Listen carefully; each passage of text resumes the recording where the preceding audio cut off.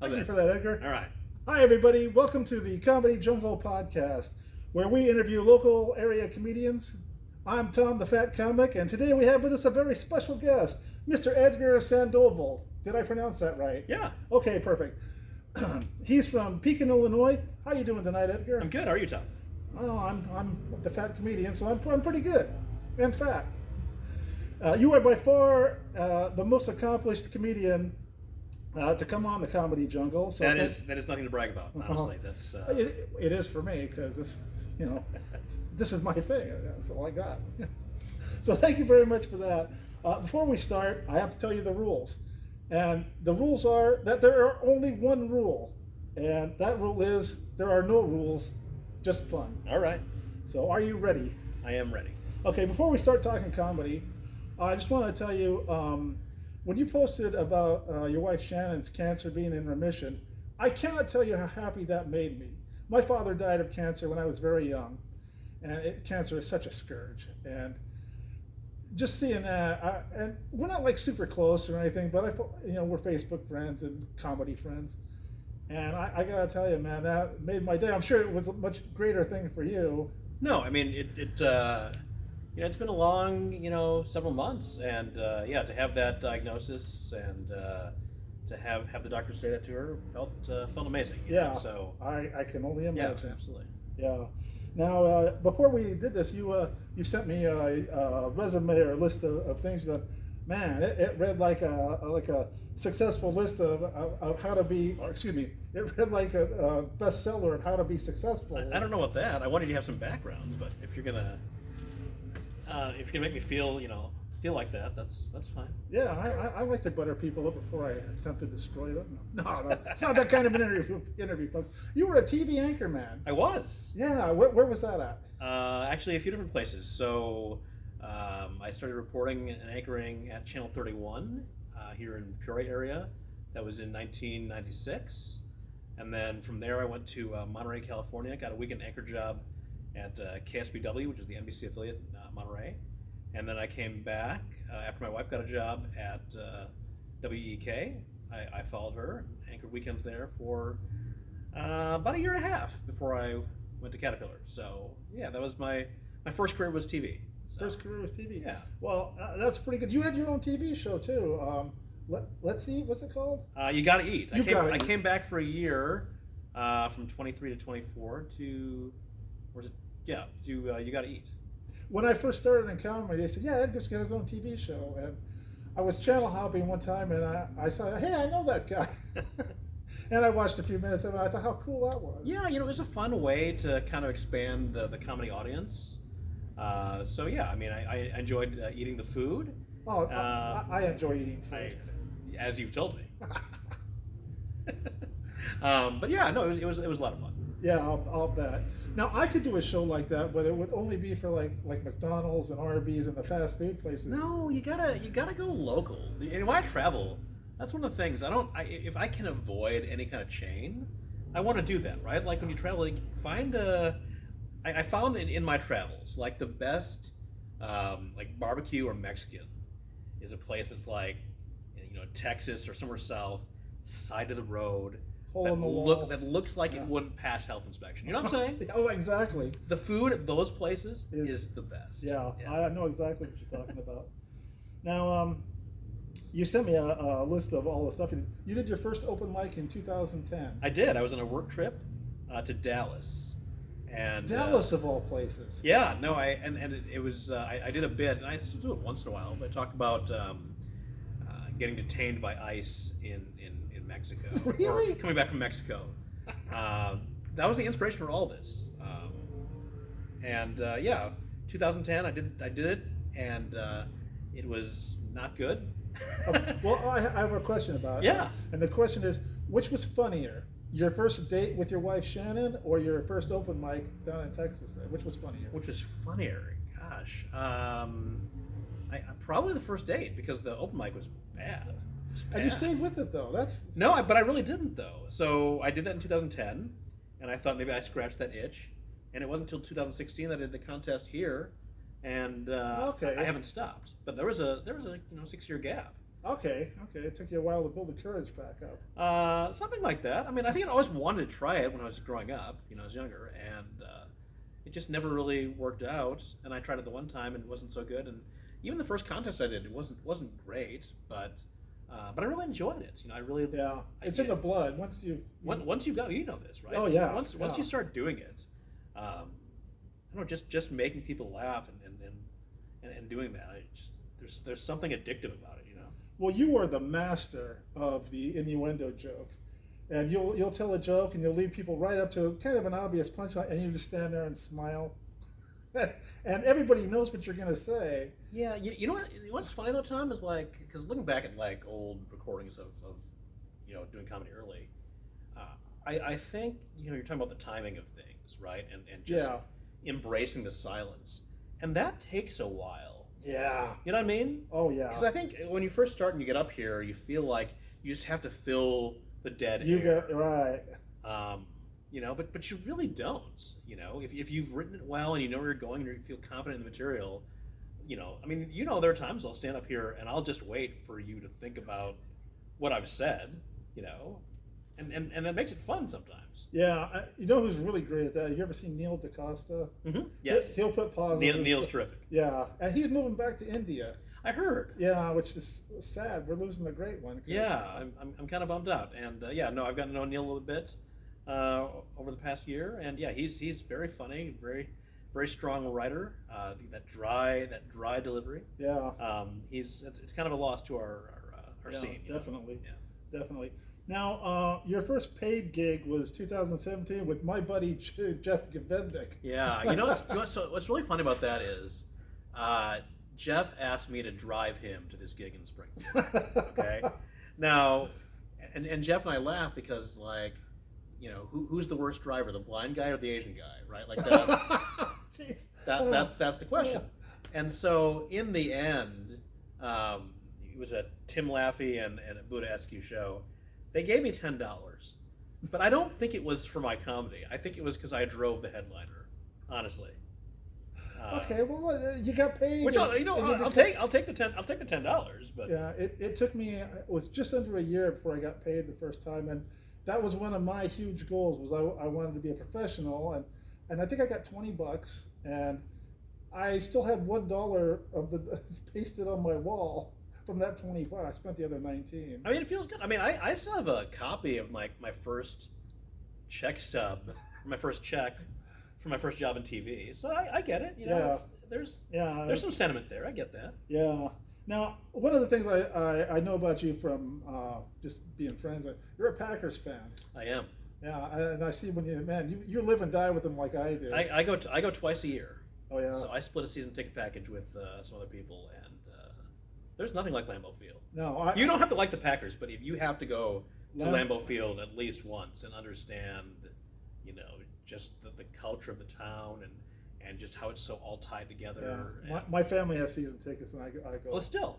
Oh yeah. Oh yeah. wow. Okay. Yeah, my brother goes a lot. I haven't gone in a few years because after I got really sick and messed up, I don't want to have to take a walker down there, and But yeah, our tickets are row 2 on the 48-yard line on the visitor side. Oh my gosh. Yeah, and the thing about that is it's not that good of a view of the game, but you can talk to the players.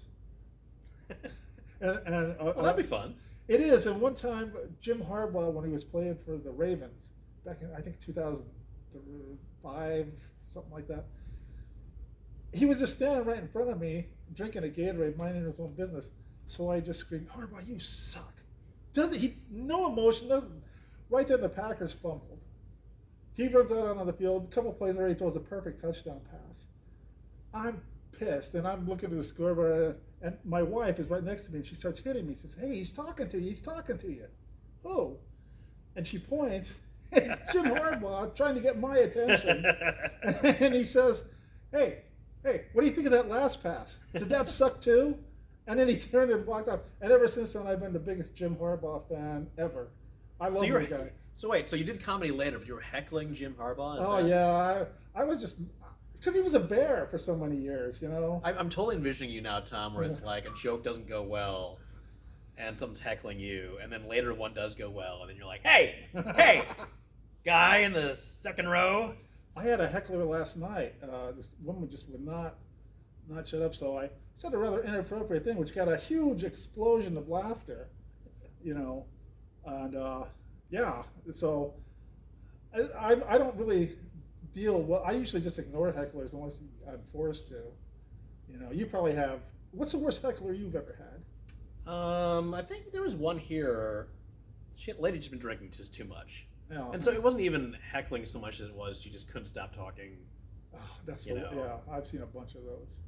Although we had one at a private show that Heath and I did with Chris Schlichting. That was kind of rough. I'll let him tell you that story when you do this with him. So. Okay. Yeah, Heath is definitely going to be on here. And one of the other ones I want Dan Conlon, the club owner, who was nice enough to let us use the fabulous Jukebox. That's the picture of the Jukebox behind me. This guy up over my shoulder is how could I forget his name? Richard Pryor. Richard Pryor. Oh, jeez, I'm an idiot. Anyway, we've come to my favorite part of the podcast, and that is the Tommy's Feud.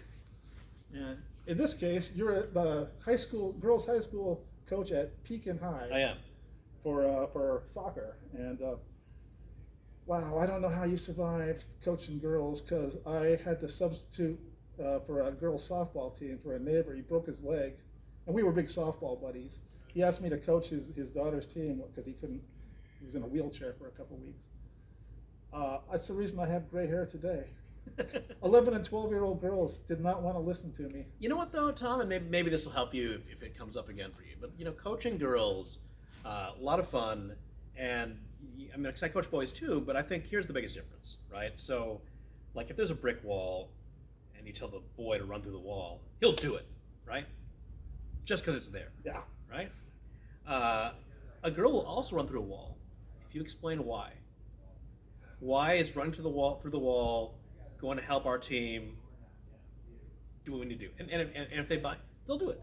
And that's the only difference. Like, girls are smarter than us. They want to understand why it all fits together. So they're definitely smarter. They're all smarter than me. Yes. Except the wife, she likes me for some reason. The wife isn't that smart sometimes. But okay. In this Tommy's Feud, this is what average U.S. soccer fans think. Okay. So keep in mind that they're not smart. And folks, these are real questions, and I have real answers with real points. Okay. We do it Family Feud bonus round. What average U.S. soccer fans think. Right. And okay. If you score more than 100 points, I will buy you a drink either tonight or next time we get together. All right. Or nachos or whatever you like. So, okay. You get 30 seconds on the clock. Give me what you think the most popular answer will be. We pulled. Oh wait, Family Feud. Yeah. Okay. Family Feud stuff. Now I'm getting Tommy's Feud. Got yeah. it. It's all coming together. It's all coming together. I had to change the name for copyright recently. Okay.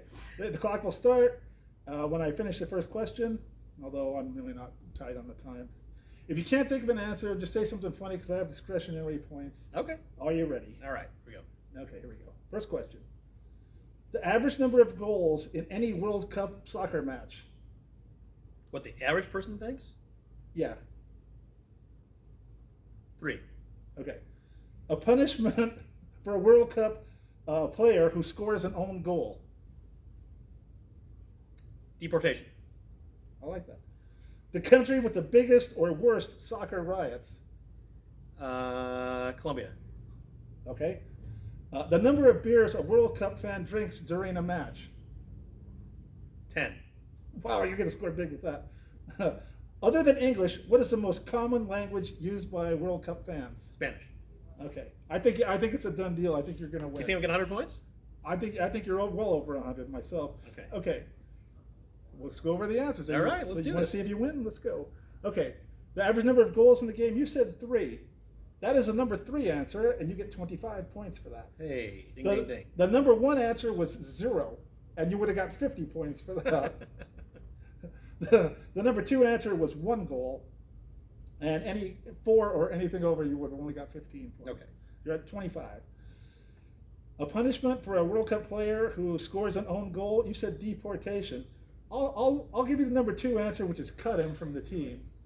But the number 1 answer was death, because Oh yeah, no, I remember the one. Yeah. Yeah, but supposedly that was a drug lord and it was some kind of drug deal. But I think they killed him because he scored an own goal. And then benching would have been 30 points, and then the last one was 20 points for running laps or any kind of physical punishment. Okay. Okay, the country with the biggest or worst soccer riots, who did you say? Colombia. Colombia. That's Central America, right? Yeah. Or South America. South America. Yeah, because Brazil or South America, that's the number 2 answer. So you get 30 points for that. So Okay, so I'm at 55, yeah? No, you're 25 for the first one?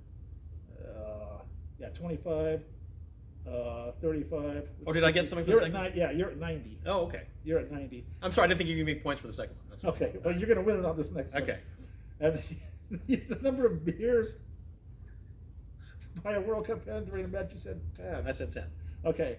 You get 10 points for every number that you said. So that would be 100 points, but I capped it at 60 points, so you get 60. Okay. So that puts you at 150. Okay. You could be setting the record here. And the last question was, other than English, what's the most common language used by World Cup fans? You said Spanish. Number 1 answer, 35 points for that. So you killed it. The number 2 was Portuguese, which is Brazil, which I didn't know they spoke Portuguese until the World Cup about, was it 6 or 7 years ago? Oh. Okay. That's when I learned that. I always thought they spoke Spanish all through there. And then French, Greek, and other crappy languages finishes out the. I don't mean to insult anybody, but. Well, you probably did, but yeah, it's your show. I insult a lot of people, but I get insulted a lot too. You got to have thick, fat skin. I have noticed at the mics I've been to this summer that sometimes if you're sitting up front, you take a beating. Oh yeah. But I can dish it out too. But for sure. And I don't mind all the fat jokes or anything, as long as it's done to be funny and not because they're mad and want to make if they want to be hurtful. Yeah. Yeah, it's totally different. If you're just saying it to be funny, make jokes about my knees, I couldn't care less. Okay, now we go into the final page. Can you read the time on that thing? This is how good a production. 17:24. Wow, we're right on time. Oh yeah, I wanted to ask about another soccer question. Especially in the pros, when they hit headers, do they ever get concussed? I mean, there are concussions in soccer, but you're trained to hit the ball in the right spot the right way, so that really? Shouldn't be happening. Okay. Because I would think they could just give him like a leather helmet or something, or then they probably would. You could suggest that. I'm sure FIFA has a suggestion box. I don't watch soccer that much, But the only other thing about soccer that I don't like in the World Cup is a player takes a dive because obviously they need the other players got to suck some air in and recharge, and then they run out there with the magic sponge and the stretcher. Yeah. And then what if the guy has a spinal injury? They're gonna pick him up and cart him up. There probably should be code for when it's a legitimate injury. Yeah, like I don't know, like blood all over his body or something. Something like that. Yeah, that's something that's the one. That's why American football fans was like, oh, there's such wimps out there. I can't believe that these guys. But yeah, but you run that much, you need to stop and get some air. Yeah, I mean, if you play a whole soccer game on that max size field, depending on the position, that's probably like 6 miles. Yeah, that's no joke. 6 miles, yeah. Could you imagine me playing soccer with No. my walker? No. I couldn't even be the goalie. I could be the referee because I'm kind of blind and I would just let things go on. Tom, here's your job. You could be there's a fourth official who basically helps with the subbing and stands on the side, doesn't have to run. I think you got it. I got that one down. You got that down. I got the immobility down. Hey, now you said that you had recently headlined in Las Vegas. I did. Tell us about that. Yeah, so Delirious Comedy Club. It is inside a bar restaurant called Hennessy's. It is on the corner of Las Vegas Boulevard and Fremont Street. And I've been doing spots there for the last few years. And I was very fortunate. The headliner got booked for a cruise last minute.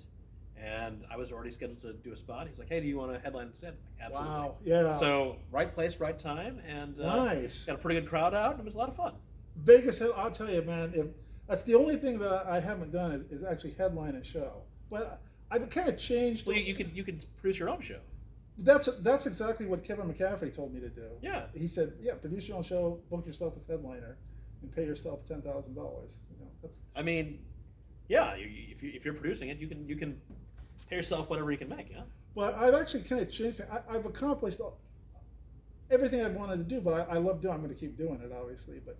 But if I ever headlined in Vegas, my moniker would be Tom Vegas the Fat Comic, or Vegas headliner Tom the Fat Comic. That would be printed on all my business cards. There you go.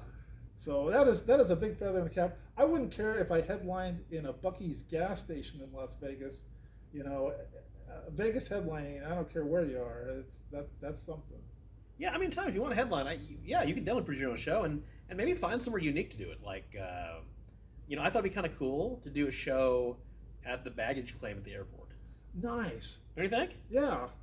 I mean, until they get the bags going, Talk about captive audience. They can't go anywhere. Yeah, right? captive audience. Yeah, They're kind of stuck. So I thought about. I have a friend who's a prison guard.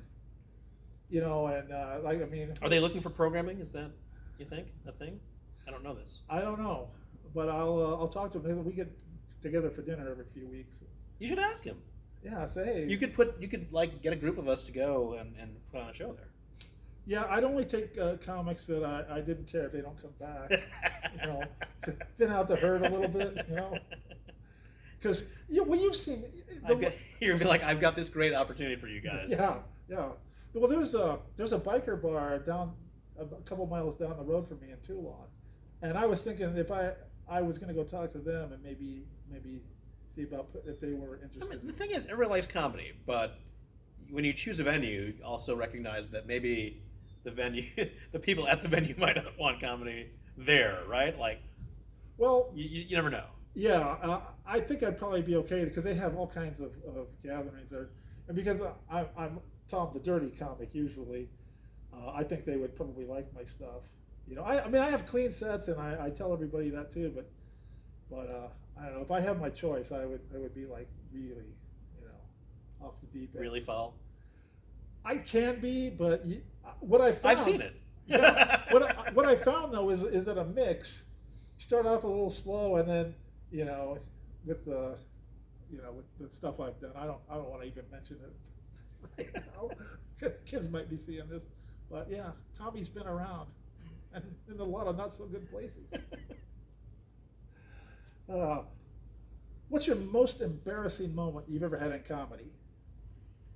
Most embarrassing besides from moment. this podcast?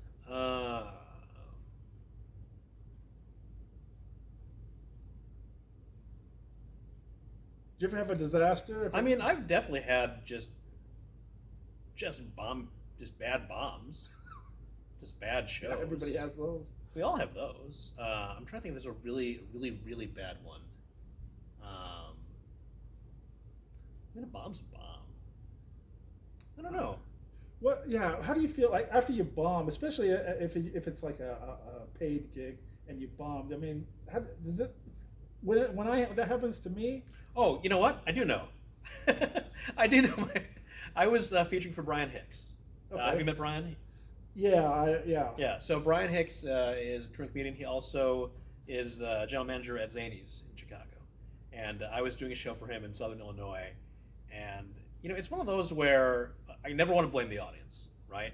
That's not a thing. Right. Okay. Right. If you are doing this, you've got to be able to get them back. But it was a venue that's not necessarily a comedy venue, and a lot of people were, there at their tables having conversations. So right. You know what I'm saying? So it wasn't super conducive, but I mean I wasn't doing great, and it just got worse. But I got through it, and a few of the the better bits got some laughs, but. Yeah, it was just one of those where it's like you just gotta plow through it. And here's the thing, Tom. I know we all enjoy when we do well, right? That makes you feel good, but you don't learn anything from that. Yeah. You know what I mean? You learn from You mistakes. learn from those bombs. Yeah. You learn from, hey, okay, if they're not into this kind of material, what else do I have? How can I dig myself out of it? It's on you. It's not on them. And so yeah, it's sometimes it happens, and if you really care about it, you are learning from it. Yeah, I practice. If you know anything about Sun Tzu and the Art of War, well, one of his mantras is, know your enemy and know yourself, and in 1,000 battles you'll never be in trouble. With me, it's know your audience and know your material, and in 1,000 performances you'll never be in peril. And I've adapted a lot of his little sayings and stuff because it works for everything. It works in business, and I found it works in comedy. If you know your material, I always try to interview, especially here at the Jukebox when they're sitting outside waiting to come in. I just go up and talk to people and see, their ages and what their interests are, and then I adjust accordingly, and that helps a lot when you know. But then again, I have to talk to people. I don't like doing that much. So no, I'm kidding. The wife is so much better. She can walk up to anybody, and it's like they were best friends, getting back together after 20 years, and I'm like, You seem friendly enough. yeah, I seem. I have to work on this. This is my best persona, and when I leave here, I'm gonna go to pieces in the car. It takes a lot of energy to do this. People, just people. You can talk to anybody. Yeah, I know, but let's see. What else have we got on? Yeah, what else you got? Oh, no, let's see. Okay, what's the biggest crowd you've ever performed for? The most number of people? So to do an actual set was Peoria Civic Center in 23 for Charlie Barron's. So Okay. Charlie Barron's came to town, got me a spot on his show, and it was pretty close to sold out at the theater. So How many is about that? 2,200 people. Wow. But then last year when I was in Vegas and I did Kill Tony, that was at Resorts World. Resorts World was sold out, and it was 5,000 people, and that was pretty crazy. I'll bet. Oh Yeah. man, the most I've ever performed in front was 150 a couple times. Okay. Which is a pretty good crowd. Oh, that's a great crowd. Yeah. Yeah. But man, 5,000. I would love to. I'd love to hit him with the hardcore stuff with 5,000. See if I could get any people running for the exits. Okay. What else do you want to achieve in your comedy? Are you happy where you're at? Do you want to be a touring headliner with millions of dollars? I mean, when I retire from my day job, I'd like to do this more full time. Not necessarily it doesn't have to be headlining all the time, but I think at that point, you're talking another 7 years, I think I'll have enough experience and material where, I could probably do that. I'd love to start doing cruises when I Really? yeah, which I know some people don't think that's awesome, but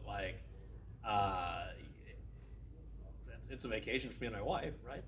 I'll have to work at night, but outside of that, you're on the cruise, right? Yeah. That's a good thing. Kevin McCaffrey did a cruise, and he liked doing those. And then Actually, Kevin and I are going to Colorado in February. really, Yeah. cool. So I'll feature for him in Buena Vista, and then 5 shows in Denver. Yeah, my wife loves him.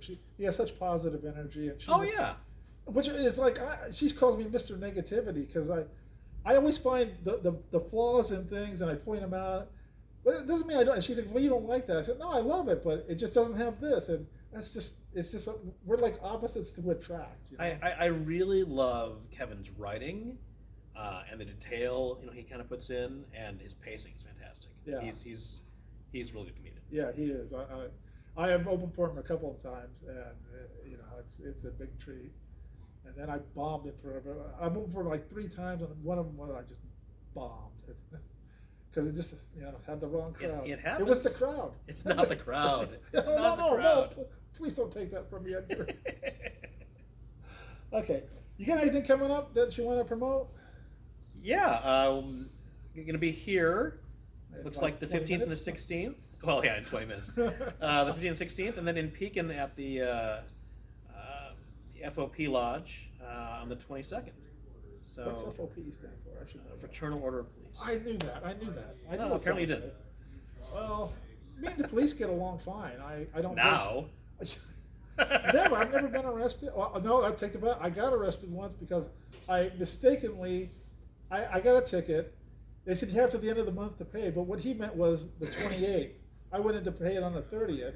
Found out there's a warrant out for my arrest because Oh no. yeah, I had to wait until I had enough. How is the 28th the end of the month? Well, that's what the judge said. It's due at the end of the month. And I didn't even look at the data, and so I went in on the 30th, and they said, well, if you go over to the sheriff's office and pay it, and the paperwork hasn't gone through, and this was in wherever in Galesburg. This seems sketchy to me. Well, yeah, the whole thing was, yeah. So anyway, they had to take my mugshot and a picture of my shoes. I had to hold my shoes up next to my face. You know, I guess they shoe printed me. Now, when does this drop? This will be on tonight. Oh, it's be on tonight. Yeah. Okay, so I'll be on tonight here. Tonight. I'll be featuring for Erica Rhodes at Yellow and Company in Mahomet Sunday night, August 3rd. And then I mentioned Yellow and Company's a great place to. Oh my gosh, it's great. Yeah. Mike, who runs it, is a great guy. It's yes, Mike, right? absolutely. Yeah. 15th and 16th here at the Jukebox, 22nd at the FOP in Pekin, and September in Batavia at the Comedy Vault with April Mason. Man, you're one busy guy. Well, see, when you're really good, you get things like that. See, I don't even think it's that. What is it then? No, do you want to know? I think. Look, I mean, if you're doing this, you have to be funny, right? But I think as you're trying to grow this, because I'm going to be 9 years in tomorrow, okay? But I think as you're trying to grow this, it's really a lot about, you know, consistency and showing up on time and showing up sober. I mean, sober. Yeah. Yes. Come on, Tom. Yeah. Seriously, man. Like, because I think, you know, a comedy is supposed to be fun, right? Yeah. But if you're really trying to do it and grow a career, you've got to treat it like a job. You know what I mean? Yeah. Yeah.